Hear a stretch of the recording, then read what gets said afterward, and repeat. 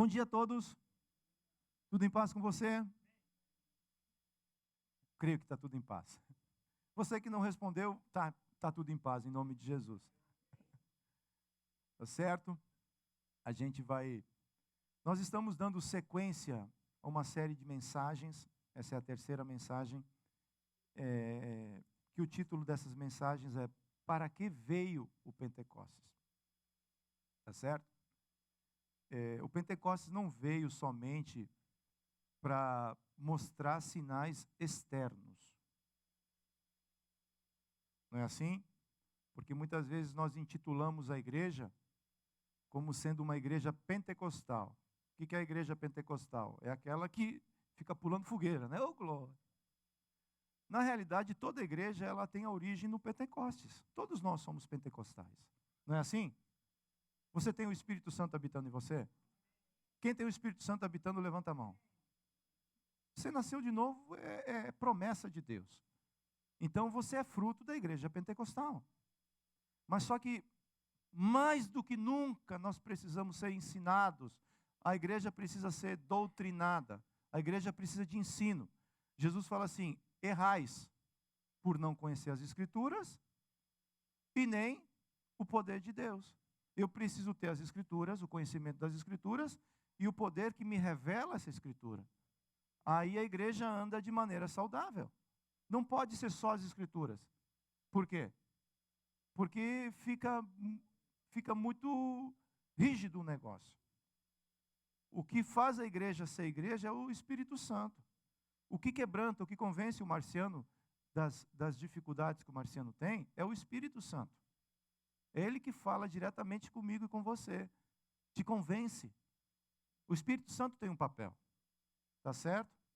Então hoje eu quero trazer a terceira mensagem. Se você não viu as outras duas primeiras, está lá no Deerfield Vida com Vida, você vai ter a oportunidade de pegar essas outras duas peças que faz parte desse quebra-cabeça. Eu peço graça para que nessa caminhada a gente vá ganhando força e entendimento para entender qual é o papel do Espírito Santo. Tá certo? E tirar os preconceitos que muitas vezes a gente vai adquirindo porque alguém falou e às vezes não tinha o entendimento completo e a gente fala assim, o Espírito é isso. O Espírito é Deus habitando em nós. O Espírito Santo é um negócio que Jesus falou para Nicodemos. Para você entender o que eu estou falando com você, você precisa nascer de novo. Porque o Espírito é como um vento. Ele sopra onde quer, como quer, quando quer e por um propósito. Nós não controlamos o Espírito Santo. É o Espírito Santo que deve nos governar, é diferente, tá certo? E é dessa pessoa que muitas vezes nós falamos, é a terceira pessoa da Trindade. Biblicamente não vejo que o Espírito Santo está classificado como a terceira pessoa da Trindade. Nós servimos a Trindade, um Deus que é três pessoas. E nessa era, nós estamos vivendo a era do Espírito Santo. Quando a gente vai para o Velho Testamento, a gente vê uma ênfase muito grande no Deus Pai. Não é assim? O tempo todo Deus Pai é apresentado no Velho Testamento. Porém, em Cristo começa uma nova transição. Ele passa 3 anos sobre a terra. E é dado uma ênfase muito grande sobre Cristo. Porque Jesus, ele é o Emanuel, o Deus que veio para estar conosco. O Deus que se tornou homem. Porque o homem não podia se relacionar com Deus. Jesus se tornou homem. E como o homem nunca pecou, para levar sobre a carne dele todos os nossos pecados. E uma vez que ele fez isso na cruz, ele falou, tetelestai. Está consumado. Agora a dívida que o homem tinha com Deus está paga. E o homem novamente tem acesso a Deus. Está certo? E Jesus fez o papel do Consolador. O tempo todo ele andou ao lado dos discípulos. O tempo todo. E antes de ir aos céus, ele falou assim, eu vou para os céus, porque agora se cumpre um novo Kairos. Um novo tempo de Deus estava para se cumprir sobre a igreja. E qual era esse tempo? O Espírito precisava vir. Porque Jesus ele cumpriu o propósito dele. E ele precisava voltar para o Pai. Tá certo? E ele fala isso para os discípulos. E os discípulos entenderam? Não entenderam. E ele fala assim, mas se eu não for, não tem como enviar o outro que vai consolar vocês, que é o Espírito Santo de Deus. Tá certo? E o texto base dessa mensagem que eu coloquei é João 14, verso 26, que fala assim: mas o Consolador, o Espírito Santo, que o Pai enviará em meu nome, esse ensinará a vocês todas as coisas e fará com que se lembrem de tudo o que eu lhes disse. O Espírito Santo tem atributos. O Espírito Santo, ele consola, ele ensina e ele lembra. Esse é o papel do Espírito Santo. Quantas vezes você fala assim, Espírito Santo, consola meu coração? Não é assim? Porque você está precisando de um abraço, você está precisando de algo da parte do Senhor. Porque às vezes o nosso coração fica uma terra árida, não fica assim? Seca. E o Espírito Santo, ele nos abraça, ele nos consola, ele fala assim, eu estou sempre aqui do teu lado. Se você pedir, eu estou aqui. Mas ele consola, mas ele também ensina. Como nós precisamos de ensino? Sermos ensinados pelo Espírito Santo. E ele lembra. Jesus passou um tempo com os discípulos, lembrando das promessas. Tá certo? E o papel do Espírito é esse. Lembrar quem você é. Ensinar como você deve proceder. E consolar o teu coração. Porque existe uma vitória maravilhosa que nós já recebemos ela. Não estamos lá, mas estamos em processo. Amém? No Pentecostes, o Espírito Santo mudou o relacionamento entre Deus e homem. No Velho Testamento, Deus falava com o homem, esse falava aos demais. E o homem estava ok com isso. Tá certo? Mas Deus mudou essa história. Através de Jesus, nós recebemos o Emanuel em nós. O Espírito Santo é Jesus vivendo em nós. É o Espírito de Deus vivendo em nós. Para quê? Para nos revestir de poder. Para que eu preciso ser cheio de poder? Para poder testemunhar. Aonde? Aqui, ali, em todo lugar. Esse é o chamado da igreja. O chamado da igreja não é para que você receba o Espírito Santo e que nós ficamos aqui dentro contando as cadeiras, quem veio, quem não veio, quem não... Você está entendendo? Isso não dá certo.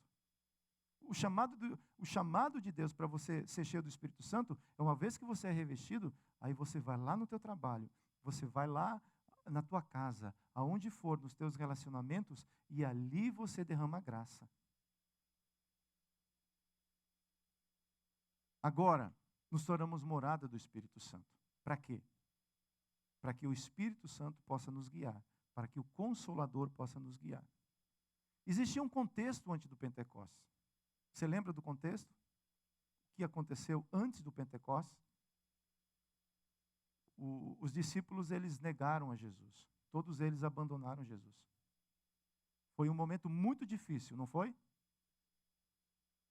E parece que no momento difícil que a gente passa na vida, as promessas de Deus encurtam.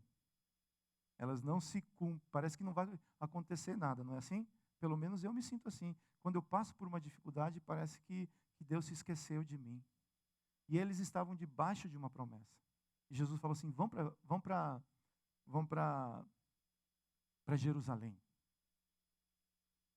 Vão para Jerusalém e fiquem lá, até que do alto vocês sejam revestidos de poder.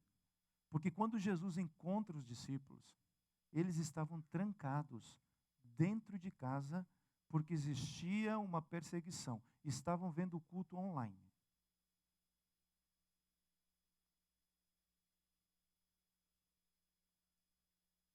Mas quando o Espírito vem,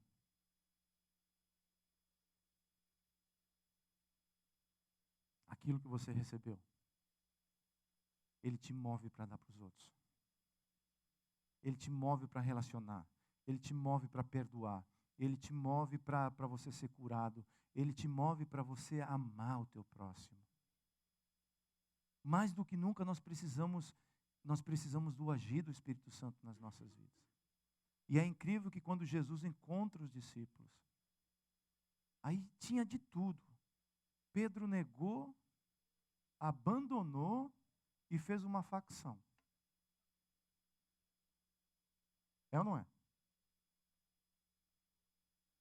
Pedro fez um negócio assim, vou pescar, vou largar, vou voltar a fazer o que eu fazia antes. E os discípulos foram todos com ele. Passaram a noite toda pescando. E pela manhã quem estava lá? Jesus. E pergunta para eles assim: vocês pegaram alguma coisa?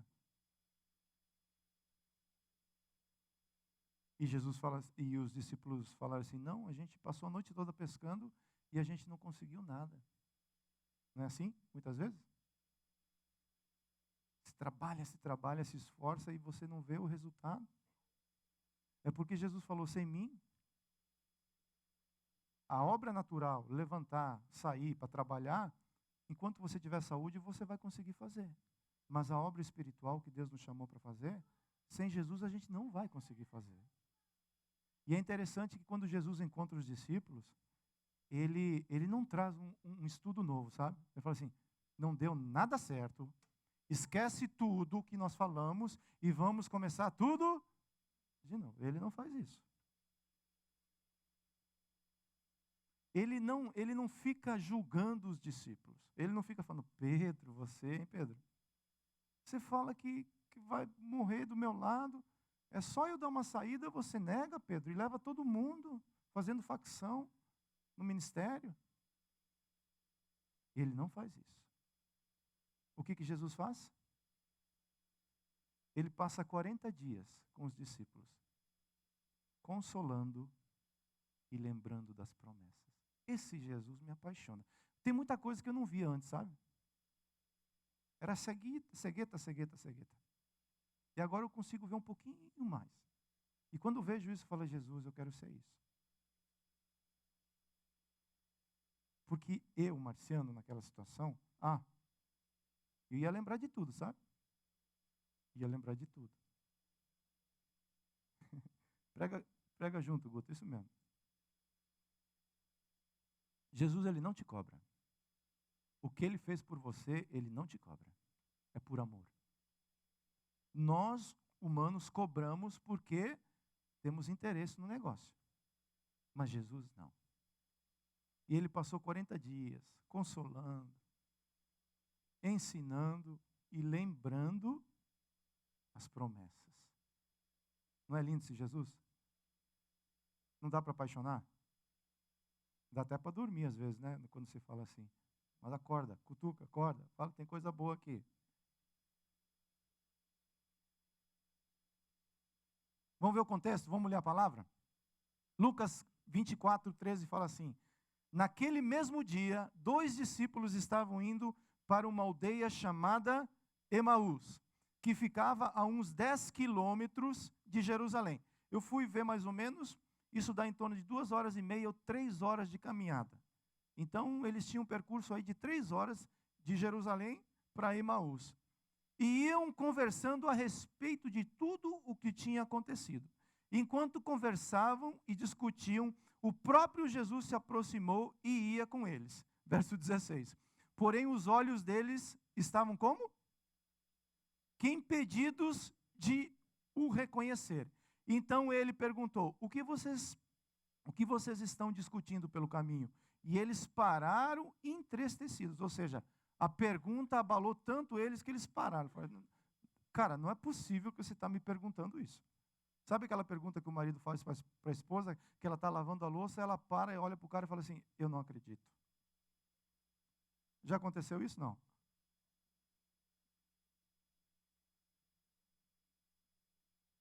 Eles pararam e porque o coração estava triste, os olhos estavam fechados. Olha o poder do sentimento na nossa vida. O sentimento tem a capacidade de me cegar. Eu não consigo ver nem Jesus andando ao meu lado. Eu não consigo ver e reconhecer a obra que Deus está fazendo. Por causa do sentimento. Porém, chamado Cleopas, respondeu: será que você é o único que esteve em Jerusalém e não sabe o que aconteceu lá nesses últimos dias? Ele lhes perguntou: o que se trata? Eles explicaram aquilo que aconteceu com Jesus, o Nazareno, que era profeta poderoso em obras e palavras, diante de Deus e de todo o povo. E como os principais sacerdotes e as nossas autoridades o entregaram para ser condenado à morte e o crucificaram. Olha o verso 21. Nós esperávamos, ou seja, nós tínhamos uma expectativa sobre ele, que fosse ele que havia de redimir Israel. Mas depois de tudo isto, já estamos no terceiro dia, desde que essas coisas aconteceram. Ou seja, o tempo passou e nada aconteceu. E o coração deles estava triste. A espera não é um negócio fácil. É um negócio fácil? E quando você espera sem visão, você desanima. Onde está a visão? Em Cristo. Ele está do teu lado. Olha do teu lado aí. Olha para o teu lado. Você consegue ver Cristo?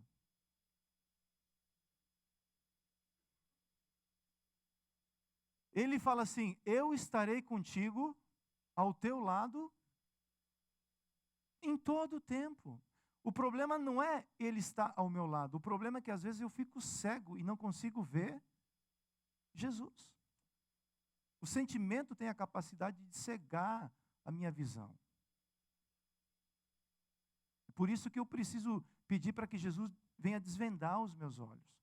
Venha descortinar os meus olhos. E quanto mais se trata desse assunto, eles iam caminhando, eles iam pelo caminho tratando do assunto, né? E tristes, e Jesus tentando animá-los, consolá-los, e chega um momento que eles estavam chegando em Emaús, e Jesus falou, see you later. E eles falaram, não, fica aqui conosco. Porque na caminhada, Jesus começou a falar, a Bíblia diz que ele começando em Moisés, foi discorrendo as Escrituras até chegar em Cristo Jesus. E quando eles chegaram, assentaram à mesa, foram ter o dinner time, foram fazer uma comunhão, foram partir o pão, e Jesus abençoa. E Jesus parte o pão. E a Bíblia fala que quando o pão é partido e acontece a comunhão com Jesus, os olhos se abrem novamente. E quando os olhos são abertos, Jesus pulverizou, desaparece. Porque agora a pessoa passou a ver novamente espiritualmente, então ela consegue caminhar novamente. Não é assim? E eles entenderam que eles precisavam voltar a Jerusalém, ao propósito. Primeira coisa que eu preciso entender, Deus tem um chamado para todos nós. Somos chamados por Deus. Mas eu estou passando por lutas, eu estou passando por dificuldades, a gente está passando por um momento difícil. Olha, desde que a igreja foi igreja, a luta e a dificuldade acompanhou a igreja. Não é assim? Mas nós temos um chamado. Eu tenho um chamado. E não é difícil de eu querer desistir daquilo que Deus me entregou para fazer. Porque eu tenho uma natureza terrena. As coisas da terra me atraem. Eu sou terra e gosto das coisas da terra. Quando vejo um carro bonito, meus olhos ficam assim, grandão. Porque essas coisas me atraem, eu sou homem. Tem outras coisas que meus olhos não fazem isso, tá? Em nome de Jesus. Mas eu sou terra e as coisas da terra às vezes me atraem. Mas eu não posso deixar de esquecer que eu tenho um chamado. Porque senão eu vou alinhando a minha vida todinha para as coisas da terra. A minha agenda toda é para as coisas da terra. Tudo é para as coisas da terra. Tudo é para as coisas da terra. Aí quando você fala assim, meu irmão, vamos relacionar, não tenho tempo. Estou trabalhando muito. Estou cansado. Porque a agenda está envolvida com as coisas dessa. Você tem que trabalhar, você tem que fazer essas coisas. Mas não pode ser só isso. Porque senão, a gente foge do chamado. A gente volta para Emaús. A gente volta a pescar. A gente volta a fazer as coisas que Deus nos tirou de lá. Não tem problema em pescar, viu, gente? Quem gosta de pescar, fica tranquilo. Você não está fora do propósito, não. A questão é voltar a fazer as coisas que eu fazia antes. E como que eu sei que isso de certa maneira não está certo? É porque o meu coração pesa. Eu não tenho alegria nessas coisas. Alegria verdadeira eu encontro em Cristo, em fazer aquilo que Cristo me chamou. O propósito está em Cristo. Quando eu volto para o propósito, eu encontro razão para viver. Deus vai colocando em ordem as coisas. Eu não preciso correr atrás da bênção. A bênção me alcança onde eu estou. Ele vai edificando, Ele vai me suprindo, Ele vai me abençoando, Ele vai me dando vitória. Porque Deus, Ele te chamou para te enviar, mas Ele jamais faria isso sem te capacitar. Eu sei que muitas vezes, quando nós falamos de propósito, a gente acha que quem tem propósito é o pastor, é o líder. Não, todos nós temos um chamado. Um chamado comum a todos. De quê? De ser um discípulo e de fazer discípulos. Esse é o chamado comum a todos. E esses homens tinham um chamado específico de Deus. E quando eles passaram por lutas, quando eles passaram por adversidades, quando eles passaram por provações, eles voltaram. Mateus 1,16 fala assim: caminhando junto ao mar da Galileia, Jesus viu os irmãos Simão e André, que lançavam a rede ao mar, porque eram pescadores. Jesus lhes disse: venham comigo, e eu farei com que sejam pescadores de gente. O chamado é uma vocação. Uma pessoa vocacionada é alguém apaixonado por aquilo que faz apesar das dificuldades. Você gosta, Marciano, de fazer aquilo que você gosta? Eu sou apaixonado por isso. Tenho minhas limitações, mas sou apaixonado por estudar a Bíblia. Sou apaixonado por estar aqui com vocês. Sou apaixonado pela igreja. Sou apaixonado em relacionar. Isso tá em mim. Se você tirar isso de mim, o Marciano morre. Sou apaixonado por isso. Quanto você recebe? As pessoas falam que o salário não é lá essas coisas, mas a aposentadoria.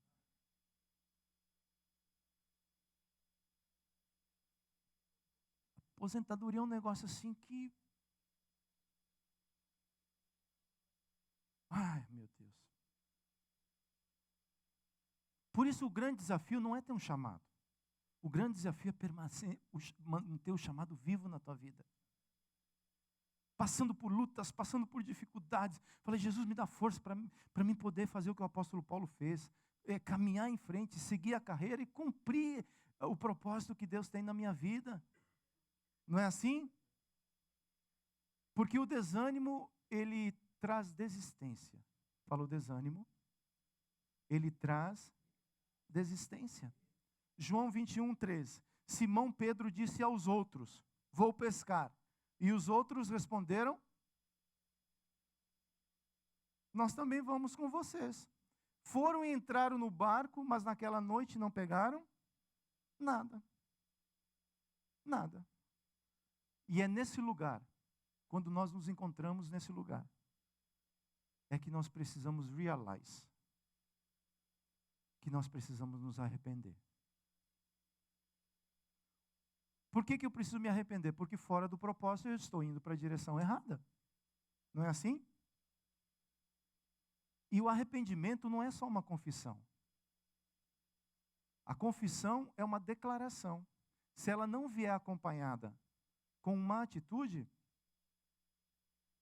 não funciona. É uma mudança. O arrependimento é uma mudança. Eu confesso porque eu reconheço. Mas depois disso, eu preciso mudar a minha atitude. O Evangelho é isso.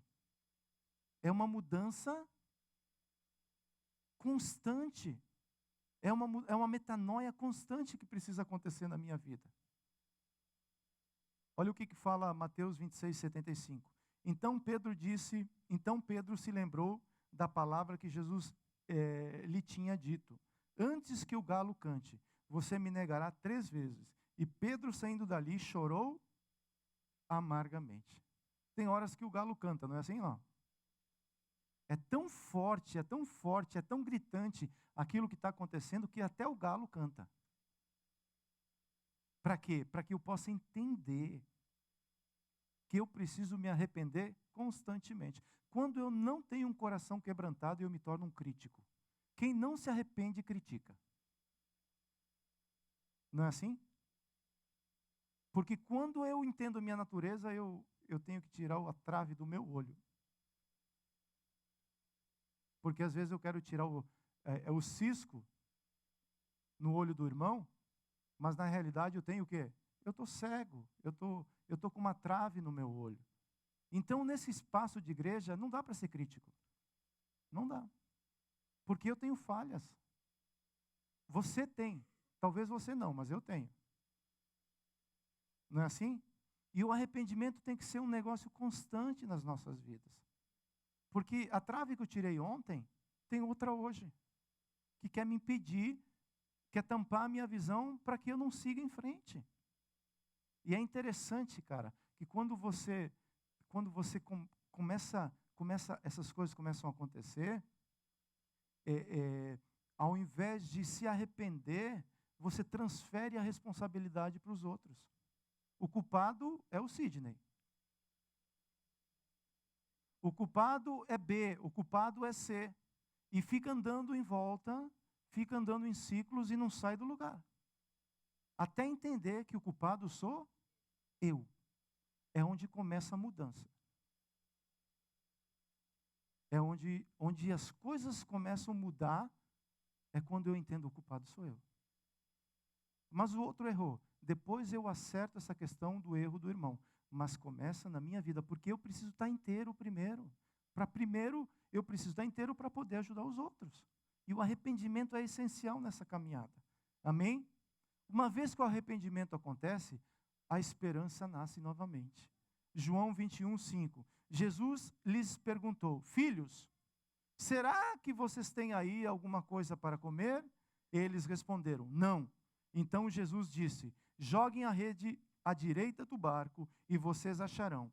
Assim fizeram e já não podiam puxar a rede.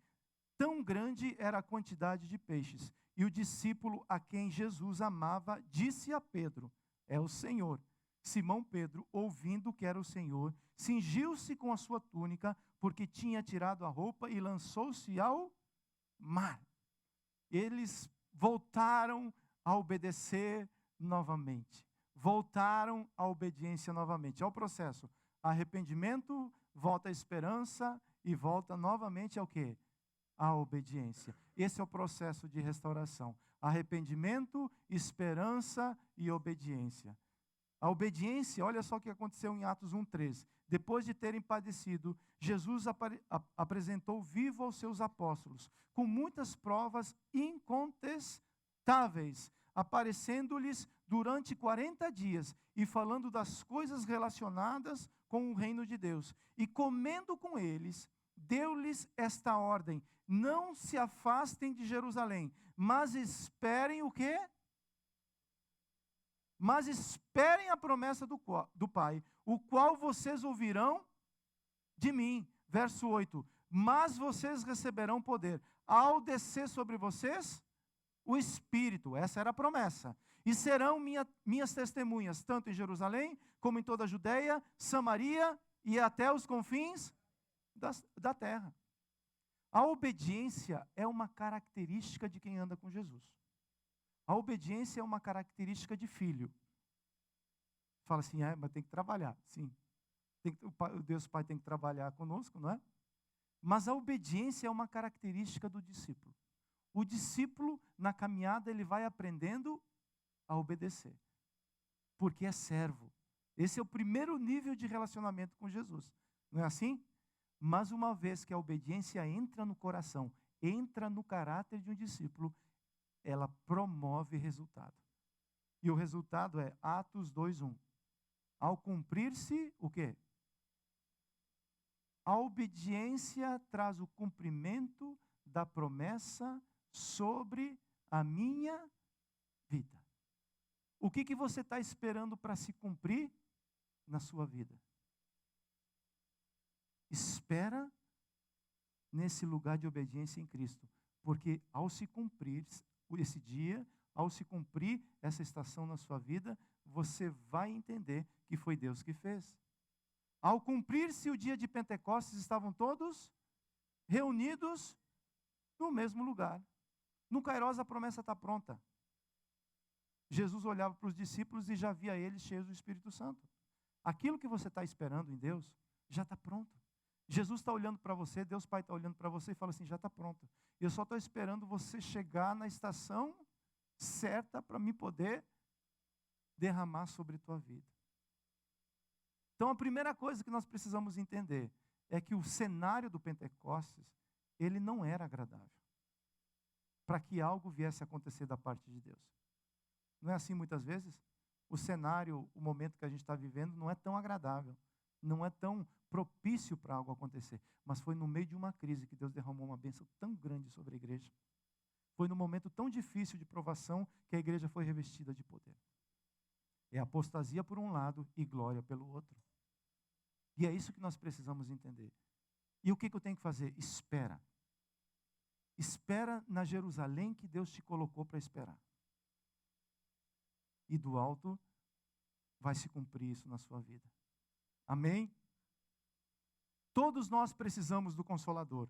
João 14, 26. Mas o Consolador, o Espírito Santo que o Pai enviará em meu nome, esse ensinará a vocês todas as coisas e fará com que se lembre de tudo o que eu lhes disse. Ele é enviado pelo Pai, em nome de Jesus. 1 João 2,20. Porém, sobre vocês, Cristo tem derramado o Espírito Santo. E por isso todos vocês conhecem. Ele é professor. 1 João 2,27. Quanto a vocês, a unção que receberam dele permanece em... Falar unção é permanente. E não precisam que alguém os ensine, mas com a unção dele mas como a unção dele os ensina a respeito de todas as coisas. E é verdade, e é verdadeira, e não é falsa. Permaneçam nele, como também ele ensinou a vocês. João não está excluindo o ensino o ensino do dia a dia, de mestres, de alguém que tem a capacidade de ensinar. Não é isso que ele está fazendo, sabe? Mas sim dizendo que o Espírito Santo nos ensinará a combater a tudo aquilo que excede a sã doutrina. Porque naquele contexto tinha os diagnósticos dos falsos mestres, daqueles que ensinavam, que falavam que a doutrina dos apóstolos não estava completa. Tinha que ser a doutrina e mais alguma coisa. E o apóstolo Paulo estava combatendo isso daí, falando assim, olha, o Espírito está em vocês. Ele vai ensinar a vocês o que é a verdade e aquilo que não é a verdade. Vocês precisam do Espírito porque ele vai ensinar, ele vai trazer discernimento sobre o teu coração. Por isso que nós precisamos do Espírito Santo. Mais do que nunca nós precisamos do Espírito Santo. Nem tudo aquilo que soa bem, que brilha, é ouro, viu? É necessário discernir onde? No Espírito. Porque tem muita falsa doutrina que é espalhada por aí. E quando você vai para a rede social, você encontra o que você quiser. Para o lado que o teu coração inclina, você vai encontrar alguém falando alguma coisa. Para onde nós precisamos ir? Para a palavra. Para a sã doutrina. Escute de tudo, mas vai para a palavra e vê, Beriano, vê se o que está sendo falado está nas Escrituras. Se não tiver nas Escrituras, releve. Não dê atenção, porque não foi aquilo que Jesus mandou guardar. E é isso que vai fazer a igreja ser saudável. Tá certo? O Espírito Santo vai nos ensinar a discernir essas coisas. Ele nos lembra tudo o que Jesus falou. Marcos 13:11. Quando, pois, levarem vocês para os entregar, não se preocupem com o que irão dizer, mas digam o que lhes for concedido naquela hora, porque não são vocês que estão falando, mas o Espírito Santo que habita em você. Ele é alguém que está do teu lado. Você lembra do irmão mais velho? Que às vezes se aprontava na escola, Aí a diretora ia lá pegar o irmão mais velho e você para ir na secretaria. Lembra disso, não? Aí o irmão mais velho falava assim, o que você fez? Fala para mim o que você fez, senão eu não posso te defender. Aí o pequeno falava assim, eu não sei o que falar. O irmão mais velho falava assim, fala isso. O que o irmão mais velho está fazendo? Estava defendendo o irmão. A palavra fala que o Espírito vai nos ensinar o que falar, como falar e por que falar. Nem sempre você vai ter que falar, sabe? Vai ter horas que você vai ter que calar, consolar e ensinar. Para que o Espírito possa fazer a obra dele. Tá certo? O Espírito Santo, além de estar ao nosso lado o tempo todo, também vive dentro de cada um de nós que nasceu novamente. Ele é o nosso conselheiro que nos ensina a falar e quando falar. Nem sempre a gente precisa falar. Estava semana em casa, e aí surgiu um assunto entre eu e a Nilka. Aí a temperatura começou a ferver, sabe? Você entende o que eu estou falando? Não.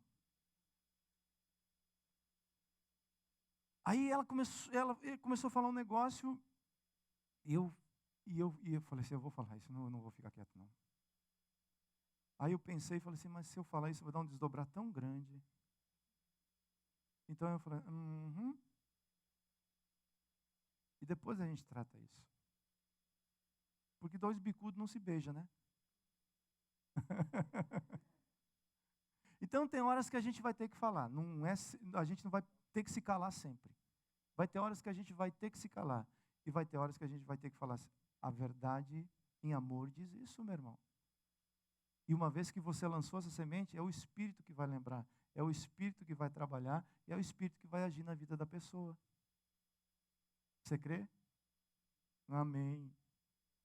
E agora, de maneira prática, eu quero aplicar essa palavra falando assim, existe uma função. O Espírito Santo tem um propósito na minha vida e na sua vida. Qual é o propósito do Espírito Santo? Ele é o Paracletos, que significa convocado a estar ao nosso lado, ou estar ao lado de alguém. Convocado a pleitear a causa de outro diante de um juiz. Conselheiro de defesa, assistente legal, advogado, intercessor. O Espírito pode atuar de maneira ativa ou de maneira passiva. Quando você vai precisar quando você vai buscar um advogado, um profissional nessa área, você pega qualquer advogado?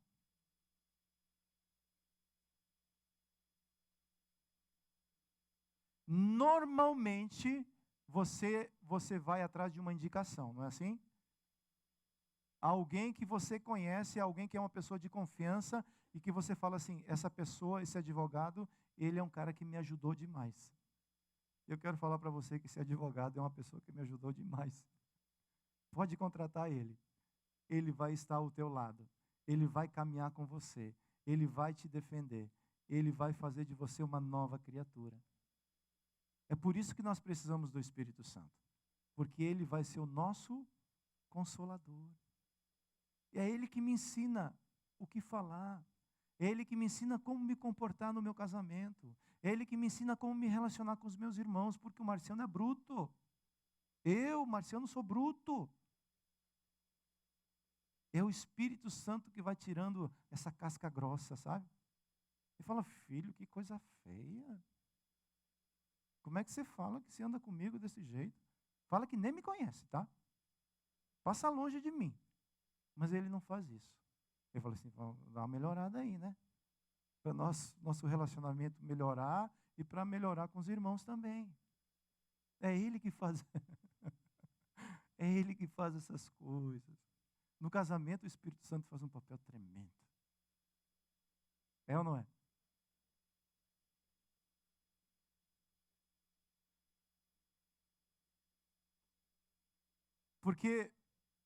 Porque o homem não quer falar. O homem quer resolver. O homem não quer falar, o homem quer resolver. A mulher quer resolver, mas quer falar. Mais do que resolver o negócio. E aí é difícil, porque há duas naturezas. mas com o mesmo Espírito. Isso só funciona se o Espírito conectar essas duas naturezas. Agora é hora de perder. Agora é hora de perder de novo. Agora é hora de pelo menos empatar, 1 ponto fora de casa. Não é assim? Mas na soma geral, dá para classificar e dá para chegar na final. Porque quando você perde, você ganha. Fala assim, quando eu perco, Jesus não me deixa perder. O abrir mão faz parte, tem que fazer parte da nossa natureza. Para quê? Para que o reino avance nas nossas vidas. Quanto mais você se esvaziar, mais você vai avançar. Tá certo? Eu falei que o Espírito ele atua de maneira ativa e de maneira ativa. Tem como propósito de encorajar, edificar, exortar, ou seja, levantar, dando direção e consolo. Essa é a maneira ativa do Espírito Santo. Ele ensina, ele fala, não é assim. Ele exorta, ele fala assim, ó, vou te levantar. Para quê? Para que você possa ter direção. Ele é atuante. O Espírito Santo é uma pessoa atuante nas nossas vidas. O Espírito Santo fala através do teu irmão. O Espírito Santo usa a vida do teu irmão. O Espírito Santo usa a igreja. Então ele é alguém ativo no dia a dia da igreja e no nosso dia a dia. Tá certo? João 16:8 fala assim: quando ele vier, convencerá o mundo do pecado, da justiça e do juízo. O Espírito Santo está atuando sobre a terra. O Espírito Santo está atuando sobre a tua casa. O Espírito Santo está atuando sobre a tua vida. O Espírito Santo está atuando sobre a igreja. Ele está atuando, ele está agindo, ele é ativo. Tá certo? Então esse é o primeiro agir do Espírito Santo. Mas ele também é alguém passivo.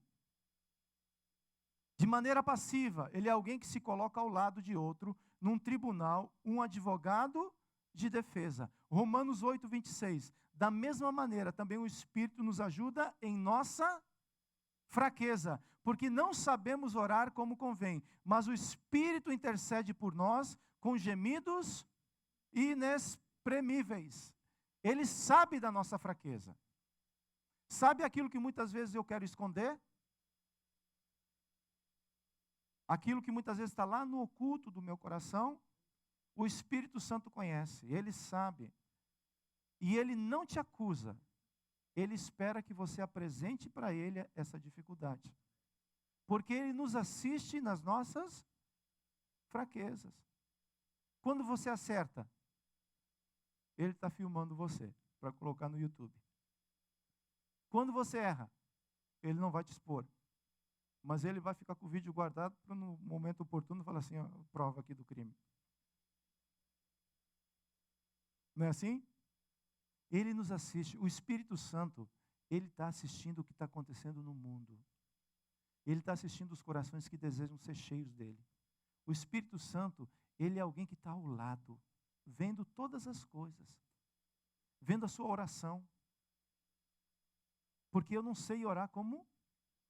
Muitas vezes a gente fala assim, esse cara é um homem de oração. Falar muito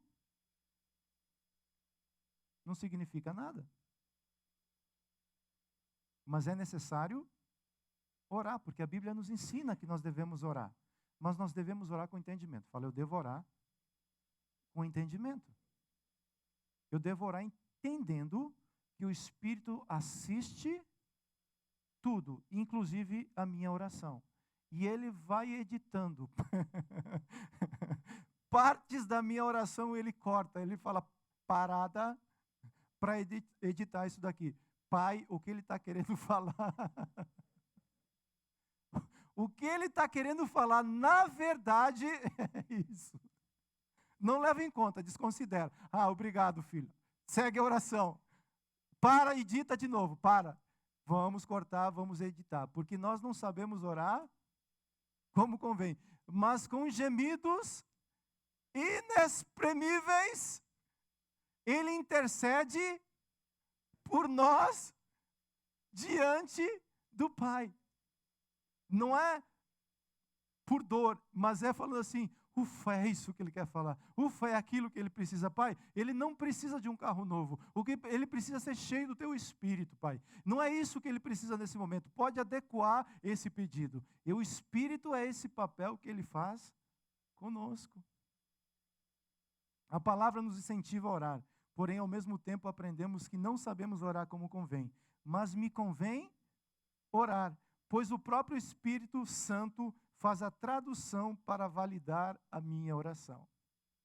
Nós estávamos ontem no encontro de homens, e em Naples, foi uma bênção, foi muito bom.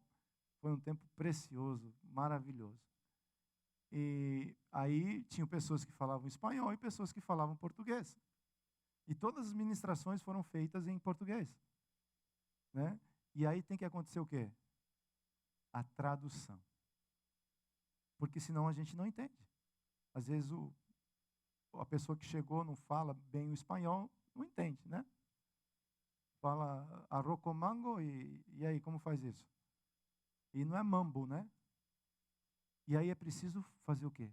É preciso traduzir. Para quê? Para que haja entendimento. O Espírito Santo faz isso. Ele traduz a nossa oração diante de Deus, para que Deus possa, na onisciência dele, falar assim, deixa eu ver como é que eu posso ajudar esse rapaz. Sem o Espírito,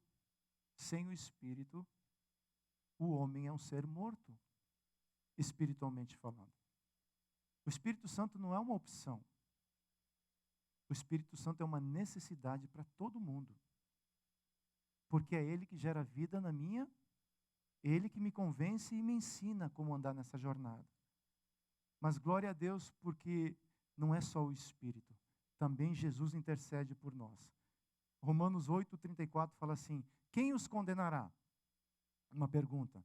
É Cristo Jesus quem morreu, ou melhor, quem ressuscitou, o qual está à direita de Deus e também intercede. Então, é o Espírito Santo intercedendo por nós, fazendo o primeiro filtro nas nossas vidas. E quem está diante de Deus? Jesus. É como se fosse um tribunal. Tem um advogado de defesa e o de acusação. O de acusação a gente já sabe quem é. Ele quer nos levar para esse tribunal o tempo inteiro. E ele quer que você vá sozinho. Fala assim, you're a good boy. Resolve a causa sozinho. Não vai não que é fria, viu? Vai não que é fria. E Jesus é aquele advogado de defesa, que já recebeu a sentença final do juiz, que é Deus Pai. E a sentença final é, não há acusação. Ele está livre. E não há advogado de acusação que possa trabalhar contra fatos. Jesus, ele não nos condena. Jesus, ele intercede por nós diante de Deus, para que o entendimento venha sobre as nossas vidas. Conclusão. Por favor, os meninos do louvor venham para cá.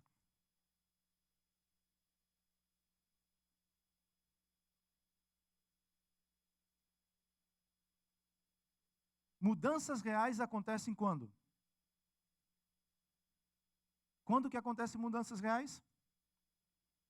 Na maioria das vezes, nas crises.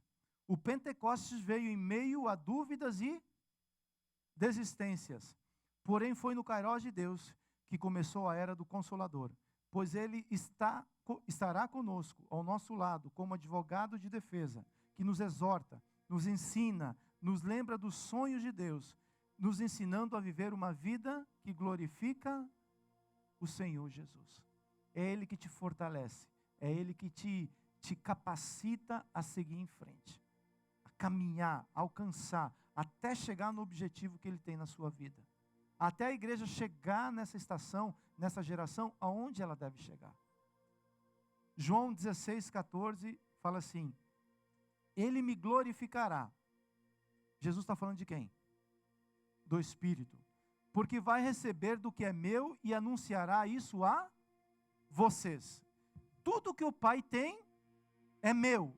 Por isso eu disse que o Espírito vai receber do que é meu e anunciar isso tudo a vocês. Olha que coisa linda. O Espírito Santo, ele recolhe as informações de Jesus e transmite ela para você. Porque nós não temos essa informação em nós mesmos. Fala assim, mas eu tenho a palavra. Sim, mas você precisa ter um entendimento da palavra para poder trazer essa revelação completa. Esse é o papel do Espírito Santo. O Espírito Santo, mesmo que ele passe por um cenário complicado. Lá em Ezequiel 37, existia um cenário complicado. O vale dos ossos secos, não era complicado? Não havia vida. E a palavra fala que Deus pega o profeta e leva para aquele vale. E quando ele chega lá, ele vê um monte de ossos secos. E ele fala para o profeta assim, esses ossos podem ter vida? E o profeta fala assim, eu não sei. Você é que sabe, Deus. E aí Deus falou assim, profetiza as dificuldades. Libera o Espírito para agir sobre os ossos secos. E segundo a palavra de Deus, o profeta começou, ossos secos, escutem a palavra do Senhor.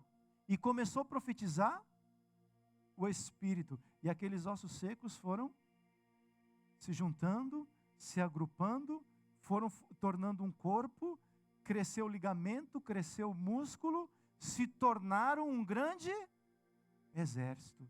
E aí Deus fala mais, agora profetiza sobre esse exército e diga para eles que é a casa de Israel. A casa de Israel é a igreja de hoje, ela precisa ser cheia do Espírito Santo. Porque senão é um monte de osso batendo um no outro. E não tem propósito e nem vida. Mas quando é profetizado o Espírito sobre a igreja, ela tem vida.